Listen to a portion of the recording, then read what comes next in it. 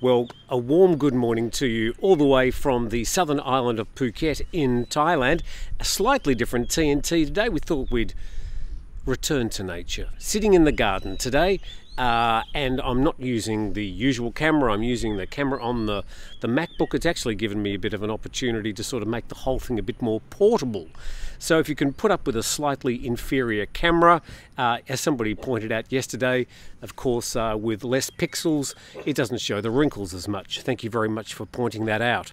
But some big reaction to yesterday's decision by the Parliament to reject the Cannabis Bill. So I think we should probably start with the fallout on that. And from the Bangkok Post, the Cannabis Bill riles the coalition, well, to say the least. Relations among the government's coalition partners have become strained due to the Cannabis and Hemp Bill, with the Bumjai Thai Party slamming its withdrawal from Parliament as being politically motivated.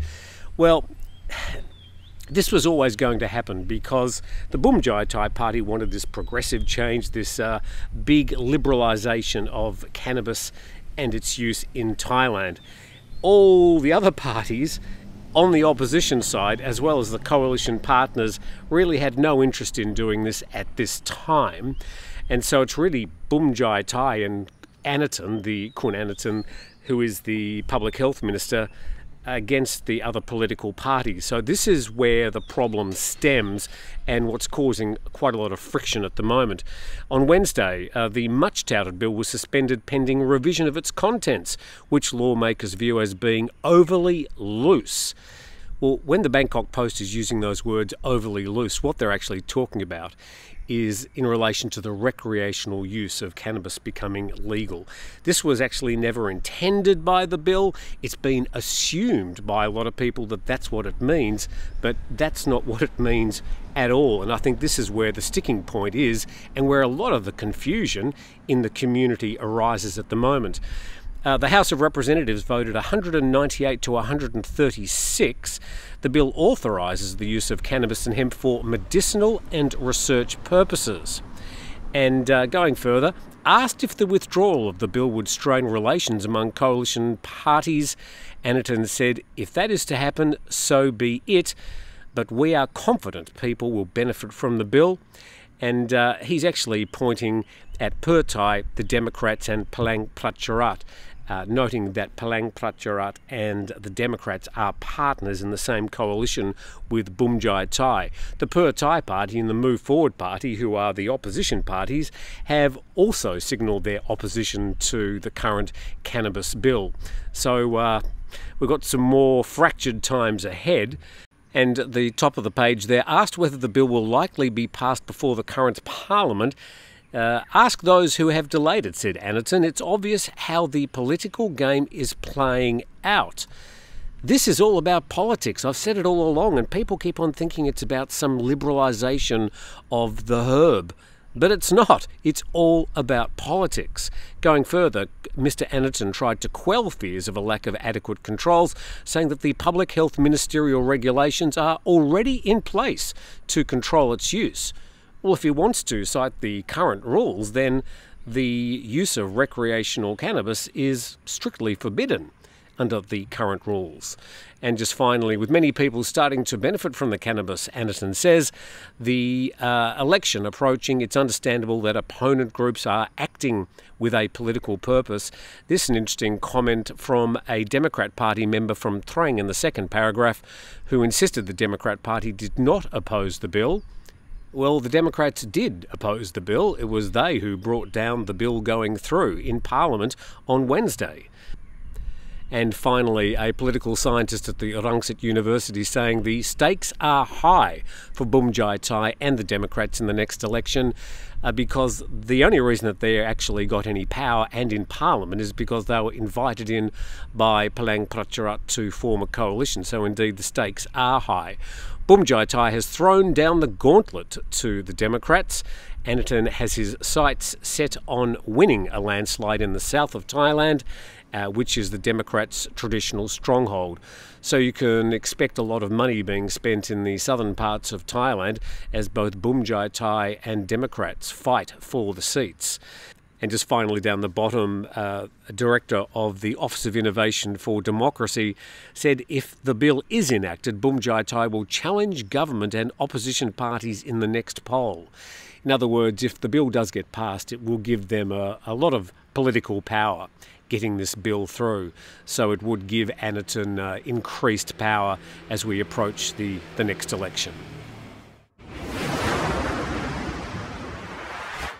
Continuing with today's TNT, the garden version, as the sun is coming up there behind us on a beautiful morning in the island of Phuket. Some good news now from Columbia Pictures. Their Aquaverse to finally open on October the 11th in Pattaya. Looks like a bit of fun. After 2.5 years, the Columbia Pictures Aquaverse will finally open. The water park, which before COVID was called the Cartoon Network Amazon, was sold to Columbia Pictures during the extended COVID-19 mandated closures, and it's had a complete branding overhaul. The park will feature movie favourite rides like Men in Black, Ghostbusters and Jumanji, right, the movie. The 14-acre park is also hard at work developing new attractions, including a zombie land and bad boys themed areas. Yes, you can go and kill zombies and join in with a cocaine bust. Sounds like fun. The park is a joint partnership between Columbia Pictures and the Amazon Falls Company in Bang Lamung. Okay, moving to a really nasty story yesterday from The Nation. Schoolboy killed in explosion during a computer class. Let's see what The Nation reported on this story. A mysterious explosion during a computer class at a school in Nonthaburi province, that's just north of the central Bangkok area, killed a 9th grader yesterday afternoon. Incident took place at the school there in Nonthaburi, and the explosion occurred when a boy switched on his computer in the class. Well, this is how The Nation reported it, and probably got that report out before further information became available, because we now go to the Bangkok Post and we find out that a teen fatally shoots friend with a pistol. A 15-year-old boy was killed when a pistol was fired in a classroom at the Nonthaburi school in an incident students and teachers initially pinned on a computer explosion. And the incident took place yesterday afternoon in a computer class. During the subsequent questioning, one student later confessed to taking a pistol to school to clear up some problems with his friend. According to a police source, the Secretary-General of the Office of Basic Education Commission has ordered an investigation into the school's director over the incident. Of course, no sooner than we moved back inside, the rain stopped. Just one of those quick showers, but with all these electric things, I had to bring it back inside. Just reminding you that tomorrow we'll be doing our live program, as we do each Saturday morning at 9 a.m. Thai time. It's really hard to come up with a convenient time for everybody, given that we have a lot of people participating from around the world, which is very exciting. But it's convenient for me at 9 a.m. on Saturday mornings, and of course you can watch the replay. But if you'd like to be involved and throw some questions or some comments, then that's 9 a.m. tomorrow morning. Also like to thank our sponsors, 5 Star Marine. There's Dina. 5 Star Marine, and we appreciate their sponsorship and their support. And if you are coming to Phuket, you can head out on a private boat tour to up to 30 magnificent islands. And as I've said often over the past year or so, the islands have never looked better. Let's go to our next story. And also from The Nation, 6 Lat Krabang sub-districts declared as disaster zones. The BMA declaring those 6 sub-districts of Lat Krabang as disaster zones to speed up assistance to residents affected by the floods. There's a list there of the 6 districts, and a total of 10,300 households, which include 20,767 residents, have been affected by the floods. Just noting down there that the capital's been hit by some 100 million cubic metres of rainwater. Now, the situation last week, which really caused this particular problem, is the floodwaters were coming down from central Thailand, down the Chao Phraya. There was this really intense rain in Bangkok, some places up to 140 millimetres in just a couple of hours. And also there was some very high tides in the Gulf of Thailand, pushing water back up the Chao Phraya. So a triple threat to the city last week, which is causing problems that are still lingering. But I thought, well, let's just find out where Lat Krabang is. And there it is, the arrow's pointing to where Lat Krabang is. In fact, it's the name of the last airport link station before you get to Suvarnabhumi Airport, which I've circled in the red circle there. So that's exactly the district that's being affected. Interestingly, when they keep on talking about a future moving of the capital or rehousing of people to get away from the flood areas, they were talking about places and areas like Lat Krabang. But now we can see that it's some of the worst affected areas in the city. And as you can see from there, quite a long way from both the Gulf of Thailand and the Chao Phraya River. Moving on to our next story, a bit of fun from Uttradit. Police and superhero outfits are guardians of Uttradit. Fair Uttradit up in the north, sort of northeast of Thailand, near the Lao border. I think Uttradit's very close to Loei, which is almost impossible to say. And the story says that creative officers at a police station in Uttradit donned superhero costumes to keep security and assist visitors at a popular annual fair at this northern province. Just have to say, the Nation, with their new format, they're doing these headlines with capitals on every single word, which makes it quite hard to read. I know it's a style thing, and I know they're trying to be creative and smart, but it's actually making it quite difficult to read, well, more difficult to read. First world problems. So a bit of fun here for the kids with the police dressing in those superhero costumes, and of course the kids thoroughly enjoying it. Just noting that a lot of the police, when they're wearing those tight brown uniforms, some of them maybe shouldn't be wearing such tight uniforms. When it comes to superhero costumes, you really want to make sure that you're fairly fit before you get one of those costumes on. I certainly couldn't wear one. Another story, this one from the Straits Times, saying that Singapore electric vehicle operator gains Thai foothold in a bid to expand. Quite an interesting story here that the largest commercial electric vehicle operator in Singapore is exploring plans to expand its business to the Thai tourist hotspot of Pattaya.